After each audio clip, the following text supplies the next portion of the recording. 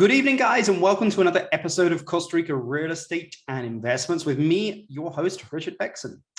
This is going to be episode number 68 here. We're actually racking them up. It's actually a huge enjoyment I have actually doing these, trying to get some new people, also get some new dynamics on there. Somebody reached out to me the other day and asked me to cover financing in Costa Rica. So I'll get an episode here in the next coming weeks here on financing here in Costa Rica, see if we can get a banker on. If not, I'll get someone that's very familiar with financing here and we can go over it, we can discuss that. Remember, guys, if you need anything, a lot of people have been reaching out to me, and thank you very much for reaching out to me. It doesn't matter how small or how big, guys. A lot of people looking to invest here in Costa Rica, kind of wanting some pointers, things to do, things not to do. I'm always looking at everyone's exit strategy. Again, it's always very easy to get in, not always easy to get out. So just kind of finding ways to exit if necessary, by selling slices of the pizza rather than the whole pizza. More than happy to kind of share some of my ideas there with anybody. But quite a few people reached out actually over the last couple of weeks, and I'm actually helping quite a few people here when it comes to investing here in Costa Rica. So appreciate all the love that's coming from the podcast as well. Remember, guys, please give it a thumbs up, great review, or share it as well. We have over 40,000 downloads now, if you can believe it, and it's growing rapidly. Every single week we get more and more downloads. So anyway, let's get straight into this week. Today we're going to be talking with Ro0berto Meza. If you remember, we've had Ro0berto Meza on the podcast before, where we talked about sustainable development. Here he's one of the owners of Sfera Sostenible, which is a project management company and architects here that develop sustainably. But we're not going to be talking about that today with Ro0berto. He is actually co-founder of Pancake. This is a startup that works with you to co-design in real time, basically, with a professional designer, any room or space in your home. It costs $39.99.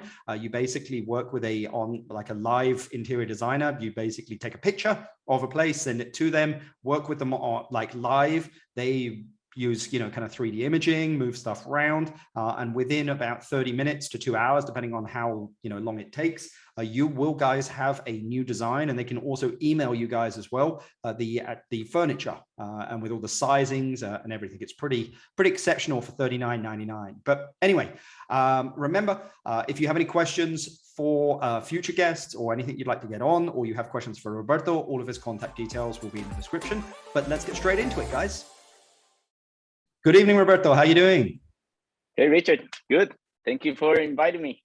Hey, you must be, I'm going to say you're probably one of the busiest men in Costa Rica, even busier than the president of Costa Rica. So I appreciate you making the time for us today. I know we had you on the podcast before, where we talked more about kind of development and sustainable development here in construction. This time we're going to take a bit of a different, kind of angle on it, as I expressed in the intro here. Really talk about, Pancake, which is a new startup that you guys have got going, and then also a little bit about Nosara. But maybe you can just give us an idea, Ro0berto, like in the last 6 months, because a lot has changed in 2 years, but recently in 6 months, what has surprised you, and also what trends are you seeing? In real estate in general, well, what has surprised me is the increase in construction costs. In some cases, we have seen increases up to 30% just hard costs, which is crazy. It has been affected by cost of materials. The container crisis did affect the cost of materials. Also, contractor availability. It's crazy, but now it's a contractor at least in coastal areas. It's a contractor's world rather than a developers world or people building their homes world. Like, well, the contractors are the ones that are super busy, so they kind of leading the thing. Yeah, I mean, it sounds like it's like 2007, 2008 all over again, right? I mean, we're really, probably 2006, but I don't think we're at 2006, yeah, but like we're getting there. So yeah, those things are like things that I will never thought that we'd see again. Contractor will get so busy that they will have to say no to projects. Like, this is first time I'm seeing that happen. Wow. Well, you're also in the Nosara area. I mean, what are you seeing in the Nosara area? I mean, any particular trends? I know that it's been a big I kind of call it the Silicon Valley of Costa Rica. But I mean, what are you seeing in that area? I'm seeing more people being full-time residents than visitors. I think people are moving here, people that had homes that were renting short-term, now they're moving to their homes. Other people are finding long-term homes to spend at least a year or more, 18 months, 2 years. And we're seeing that as a trend. Like, we are not seeing, like, I used to build, or still to build during the low season, because that's when almost everything will close and we'll go into maintenance or build new things, so that for the high season they will be ready. These last two low seasons, they weren't that low because they were full-time residents here. I think there's two things. What I said, that people are moving here more permanently rather than just visiting, and also I think with COVID, people was not traveling that much during the rainy months. So that combination, it's what I've seen. I think people are spending more and more time rather than short 1 week trips. I agree. Well, let's just jump into Pancake, because I think I'm as excited, about it as you are. I believe, this could be the future. I think it could change design. And I don't just say that lightly. If you describe to listeners listening in, what Pancake does, what's its benefits, and how they could potentially use it. Yeah, it's exciting. I agree. Like, when we started, it started based on a need I had. So what we do, what we're calling it, how is Pancake changing things, is we improve people's lives by improving their spaces, and that's what we're doing through design in real time at an affordable cost. So that the way I see it is, like, in the past, interior design was for the top 1%. I want to bring it to the next 29%.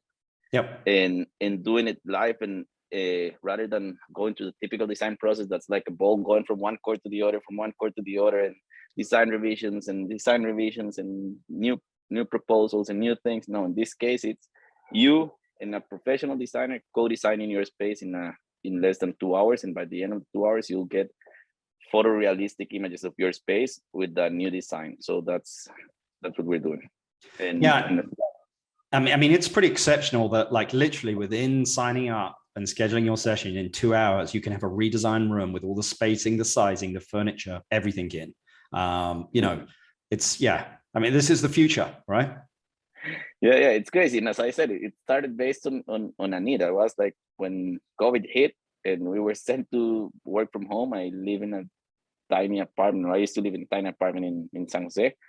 And then my girlfriend and me and the dogs, and she's a glass artist, and brought a bunch of things into the house to do her glass work. So, like, going crazy. So I moved my office to the balcony, and we spent a whole Sunday trying to design it by hand, by SketchUp, and we couldn't do it. So called a friend, like, hey, can we have can you just help me build this model pretty quick? And when we were doing the model and seeing the thing happening live in front of our eyes, we're like, this is amazing. And can you change this? Yeah, I can do it. And getting the designer's ideas plus our ideas and seeing it happening right in front of our eyes. So, like, I have a WhatsApp chat with Alfredo and Maria Jose, my co-founders at Pancake. I was like, hey guys, I think there's an idea here. What do you think? And we're super, like, very good friends, and they were like sending reasons why it might not work. It might not work because of this, and then we were like doing, and then all of a sudden they said, guys, we're doing Pancake.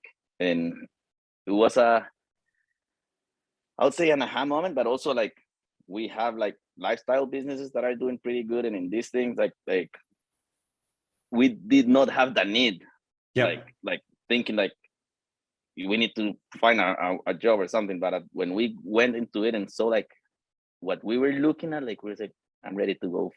Wow. Yeah. Steam on this. I mean, I used it to redesign my garden. It was amazing, dude. I mean, it really was, and very quickly. I mean, it didn't take me the whole 2 hours. It took me about an hour, and it's great. Again, I took the pictures, gave it to the builder, and my garden builder guy, and he built it, and it's all done now. So, I mean, just for people to understand, I mean, what is the cost of using Pancake? How long does it take to redesign a room? And I mean, if clients then want to take it further to, like, buy the stuff, like, how do you guys help them do this?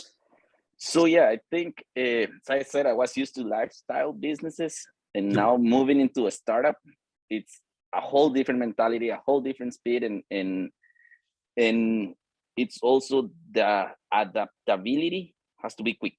to changes. And the first thing we noticed, like when we were doing, it started as a design company for 2 hours, as you were saying, and you get the renders at the end of the session. And then the idea was that you'll go and find your furniture, your people to help you build it.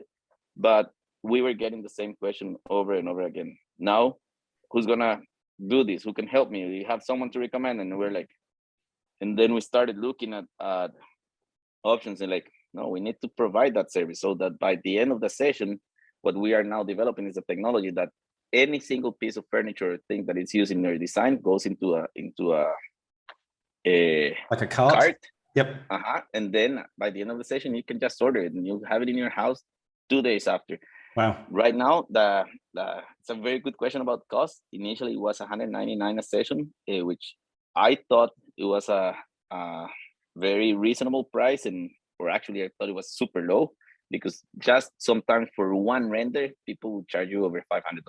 Yeah. So like you're getting a split 6 to make, but we have learned, and as I said, adaptability and test, trial and error. We're still in a trial and error phase, and I hope that we're in a trial and error phase forever, because that's what keeps me alive. Now we will reduce the cost to $39.99 per session. Wow. One of the things that at least we are seeing is that people are not used to pay for services more than $50 online. It's not still there, so that's why we're moving there. And in our monetization strategy doesn't come to the cost of the session. It's actually through commissions we get from sales of furniture. Well, I mean, it's nice that you're very transparent about how you make money as well. But again, I think $39.99 to get 3D renderings of a room to work live with a professional interior designer that does this for a living. That's pretty good, because again, an interior designer, we were designing a home at the moment up in Hacienda Pinilla. I mean, they're charging us like $25,000 to do this, whereas, so $39.99 is which is a good price. Yeah. $25,000, a good price. But let's change gears a little bit, Roberto, and let's just talk about Nosara, because I know that you live in that areas. I mean, for listeners that don't really know Nosara, how would you describe it, and how expensive is it? Well, I describe it as a magical spot that I think has a lot of people with very good intentions, taking very good care of it. Yep. Of course, and I describe it as an expensive place. I think maybe one of Costa Rica's most expensive areas right now, because it's super hot, but at the same time it's hot for the right people. And yeah, that's what I would describe it. It's a place that attracts a particular interesting, and I think it's you're gonna have to have money to begin with, because Nosara is not cheap, correct? Yeah, correct. And it's hard like for people to find long-term rentals. I think that's one of the main issues that we're having right now, finding a place, or you rent a place, they will never rent you a place more than 10 months. And in 10 months, you have to go and find another place. And sometimes container homes are over $1,000 a month. Yeah. Wow. That's insane. But, well, anyway, I mean, again, land is very expensive in that area. If I'm correct, it's one of the most expensive areas. No, it's the most expensive area in Costa Rica. I mean, I don't know anywhere that's more expensive, than Nosara. And I mean, I'm talking like 1,000 square meters piece of land is what, $1 million? Or more. So like now we're seeing it's like smaller plots of land at a higher price. I think it's land availability, right? Yeah. Well, and also access and water availability as well. I mean, if you can get a water letter on a piece of land, that's worth a lot of money. Yeah, right now it's been almost a year that the ASA has not been able to give water letters, because I asked for several things and they have to comply with that, and it has been a process and bureaucracy involved from the different, not the local, but more like the country entities that's stopping development. I have to say that I think, based on what I do, I should be like scared and sad, but I think it really helped to slow down the craziness, the craziness and development, and because it's important to keep it a little bit slower and make sure that agree. people are doing the right type of developments. I 100% agree. 100% agree. Yeah.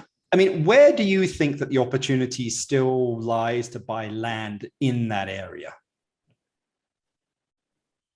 I think it's not what I think. I think it's what I've seen. Mostly people are moving south and north of Guiones. So you're and also east, or kind of like south, north and east, kind of like typical when cities get super expensive, people start going to the suburbs. It's kind of like a similar pattern what we're seeing here. So we're seeing people going more towards cars. So the lease is more towards Ostionado, more towards the mountains that are east, let's say. Yeah. And yeah, there's as everywhere there's properties, and you can find sometimes good deals. What would you say? But it's important to do a very good due diligence when you buy properties. Yeah, I mean, I've just gone through 4 deals at the moment with due diligence, and one of them came back negatively during due diligence, and like the buyers didn't want to, and I was like, I'm sorry, guys, you've got to walk away from this. Like, this is not going to work. But I mean, what's a good deal, would you say, Roberto, on a piece of land? Like, give me a rough idea of size and cost, just so that, like, listeners. That's a really tough question because it has a lot of variables. It has a lot of variables if you want to like walking distance to the beach, if you want, well, let's say ocean view, if you want. Let's say it's like, ocean view, doesn't need to be walkable to the beach, can be within 5-10 minutes of the beach, and I mean, doesn't need to be a large piece of land, but, sufficient to build a home. So let's say about it, like the homes that people are building here are pretty big homes most of the times, and I'll say like 800 square meters is the average size of lots in some cases. For single family homes, and those range from, for ocean view, most likely it's going to be over 400 in some cases. Okay. Where do you believe the gap in the market is at the moment in that area? I think you may have mentioned it, which is kind of more long-term rentals. Long-term rentals for ticos. Wow. I was talking about that the other night with Hans from Cayuga, who we've had on the podcast before, that like his staff, like his food and beverage manager, his manager of his hotel, especially in the Uvita area, even in Nosara, Tamarindo, everywhere, it just needs, it needs short-term rent, it needs long-term rentals. Correct. And there's not enough. And of course I can understand developers, like they say, like, yeah, I can rent this for $1,000 a month or $800 a month to Costa Ricans in manager positions or whatever. And then I have to stick to the Costa Rican alquileres law, or rentals law, that it's tough on the owners. Or I can do short term, and rather than doing 1,000, I do 4,000 and pay and let's say I pay 25% to someone to manage it for me. Yeah, you're still making. I'm like, it's understandable. Yeah, 100%. Where do you go in Costa Rica that's off the beaten path? I always like to ask people this as well, because a lot of listeners in here know the main areas, but it's always nice to ask people that live here where they go, off the beaten path. I know you're developing a project for yourself there, and I love the zona de Los Santos and that, like all around the Cerro de la Muerte. It's amazing. It's amazing. Yeah, I mean, it's pretty exceptional just because it feels, I'm biased and so are you, but I mean the coffee is some of the best in Costa Rica. It's just rolling mountains. It's green. It's cool at night, warm during the day. It's just very natural. Yeah. So yeah, it's beautiful. One thing that I will say, and my passion is sustainability. That's all I think, and how to I did not mention when we're talking about Pancake that we are also doing the ecological footprint calculator. So at the same time as the design is happening, we're calculating what's the ecological footprint. First, we make sure that the suppliers we work with, they are environmentally and socially responsible. If not, we will not work with them. Then we'll be able to reduce the footprint. Once we have the lowest footprint possible, we will compensate it and make sure that our stations have a zero ecological footprint. But that linked to your questions to Nosara, I think one of the things that I'm seeing here is that there's I won't say all, because I've seen some projects that they just don't care about the environment, but most of the people that come here come with a forward thinking environmental mind, and when they want to develop, like yesterday a client, I had a meeting, she was like, look, I prefer to invest more money in sustainability than in other things in my home, so let's please make sure that happens, that I'm not affecting the land where I'm gonna place this house and stuff like that. You see that over and over again here, and that's one of the things that make it special. Well, that must have been And music. I hope it stays like to your that. ears. Completely, and it's kind of like it makes us raise the bar, like in sustainability, and that's you know me, right? That's what I love. Yeah, I mean, I think it, especially when you have clients like that are also willing to, test some stuff as well, from places like Europe, from North America, and bring it in here in Costa Rica. It gives you guys an opportunity to kind of really figure out how you adapt that to here in Costa Rica and then use it in future projects as well. Correct, and that has been amazing. Like clients that are willing to take a risk with us, and like recently, Christian was one of my business partners. He was at a sustainability fair in Amsterdam, and he saw this thing that's a gray water recycling system, like all in one package. Yep. That won like 2019 or 2020 awards for innovation, and he got into it. And we found, since we're consultants, we will never represent any brand or whatever, but we were able to link the guys at the Netherlands with someone in Costa Rica that represents some really good products. That worked, and we already installed 2 of those gray water recycling systems here in projects in Nosara. So it's closed loop. Like we take the water from the laundry, treat it, and goes back into the laundry. We take water from showers and we treat it. So we're reducing the potable water consumption in more than 75% case. Wow, that's insane. So wow. Because as you know, like you said it, water is like, depends on where we're doing projects. There's different requirements to work with us, and here the main thing is water. Yeah, I mean, that's the whole thing in the country. I don't let people buy land without water unless they really clearly understand what they're getting into, or at least during due diligence, we'll allow, I have a property where a well is being dug during due diligence. Meaning they don't close until the well is done and that we have the water pressure and the water quality back, just because I don't want them buying a piece of land that's basically cattle land, And there are options available. It's just, life is a lot easier when you just buy something with water. But water is a it's not an infinite resource in the world. I mean, Costa Rica fortunately has lots of it. Just that they are very protective over their water here as well. So yeah, and I'm glad it is like that. Sincerely, I agree. Well, I hope it was more. Yes. Where have you personally invested and why, Roberto, if you don't mind me asking? Mostly here in with some friends. We have like put together some money and we bought some land here north of Nosara, like closer to Ostionare. Yep. Because I love surfing, and that way it's a good point to be able to go surfing, and it was between our for our budget, or for the budget that we had, we would not have bought anything in the Nosara Guiones area, Pelada area, because it was a little bit more, not much more expensive than that area. So that's where I have invested. And I think on our last podcast, like we talked, I would love to invest in Grande if I save some money. That's a place that I really love. We're gonna do it, Roberto. We're gonna do it, dude. So if you inherited $500,000, Roberto, and had to invest it into a business or real estate in Costa Rica, what would you specifically do with it and why? I'll invest it in Pancake directly. Yeah. Because I know how successful that is. Like we have an amazing team. We're now 12 people, super, super committed, and we know we're seeing really a little bit of the future, because I'm sure we're seeing this Yep.